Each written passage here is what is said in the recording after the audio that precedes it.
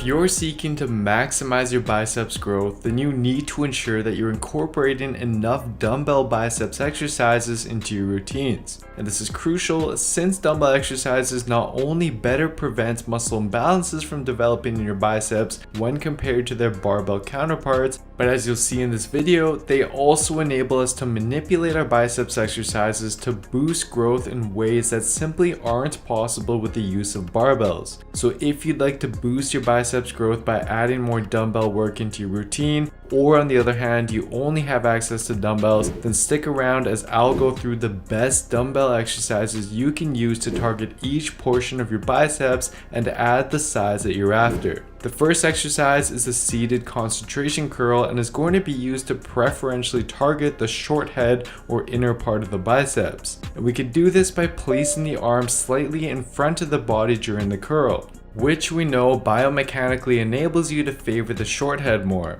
And this exercise is a highly effective exercise to include in your biceps training since, as shown in the two following EMG analyses, it tends to outperform other common biceps exercises in terms of eliciting the highest biceps activation, which the researchers speculated is because by having your upper arm pressed against your leg, it better prevents you from swaying your arm as you curl when compared to other biceps exercises. And as a result, this effectively minimizes the involvement of the front delts during each rep and enables you to better isolate the biceps instead, hence a greater activation. However, in order to better target the short head of the biceps and maximize the overall effectiveness of this exercise, you'll want to implement a few key points as you perform it. First, we know based on EMG analyses of the short head of the biceps that its activation is maximized with combined flexion of the arm and supination of the wrist, meaning that during each rep, you'll want to be turning your wrist out to bring your pinkies up towards the ceiling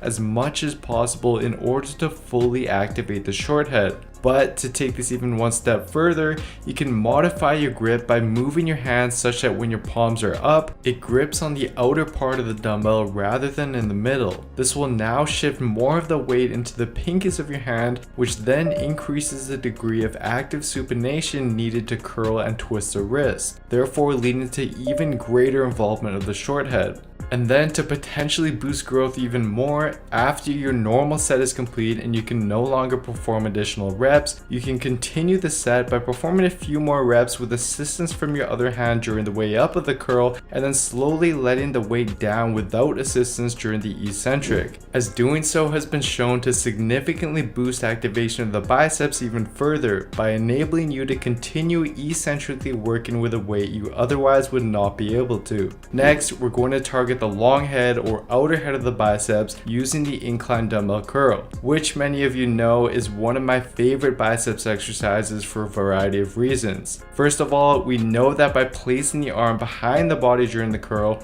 we can now preferentially target the long head of the biceps due to its anatomy. What's more though is that as shown in this graph from a paper from the Journal of Sports Science and Medicine, the incline dumbbell curl is unique in its strength curve such that it elicits a fairly high neuromuscular activation of the biceps throughout each phase of the curl, as opposed to just the beginning or just the end, for example, which is the case with many other common biceps exercises, leading the researchers and myself to highly recommend the incline dumbbell curl to maximize biceps growth. However, as we saw with the concentration curl, its effectiveness depends on how you perform the exercise. And some key points you'll want to remember as you perform it are to keep your elbow pinned and locked in place to minimize any front delt involvement. A few degrees of movement is fine, but it should not be excessive to the point where the delts begin to take over. You also don't want to cheat by rolling the shoulders forward, as this reduces the range of motion that you put the biceps through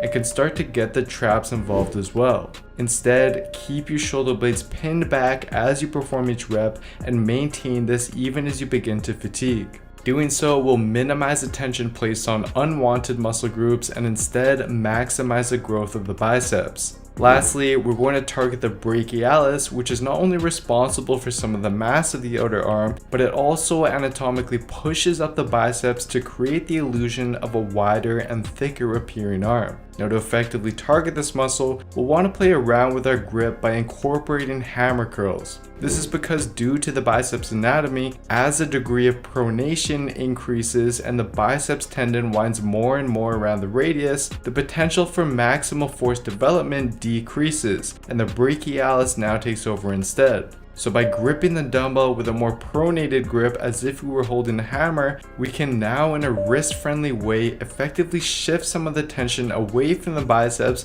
and onto the brachialis when we curl. However, to emphasize the brachialis even further with this exercise, we can implement the findings of a 2001 paper from the American College of Sports Medicine, which, as shown in the following graph, found that if you slow down the eccentric portion of the curl, you're able to further decrease the involvement of the biceps and instead significantly increase that of the brachialis even more as a result, which can be easily implemented into the hammer curl by simply implementing a 3 to 5 second slow eccentric during the way down of each rep, as this will enable you to isolate the brachialis that much more. So here's a quick summary of the dumbbell exercises I went through, targeting each region of the biceps with the recommended sets and reps. Feel free to do this as a workout on its own, or you can split it up and add 1 or 2 of the exercises to your existing workouts instead. I would also suggest playing around with the order of the biceps exercises, since we know that lifters experience greater gains for exercises that are done early on in their workout. So if your long head or outer bicep, for example, is noticeably lagging behind compared to your short head or inner bicep, then you'll want to perform the incline dumbbell curls first in your workout in order to prioritize the long head's development. This way, you'll be able to see more balanced biceps growth in the long run.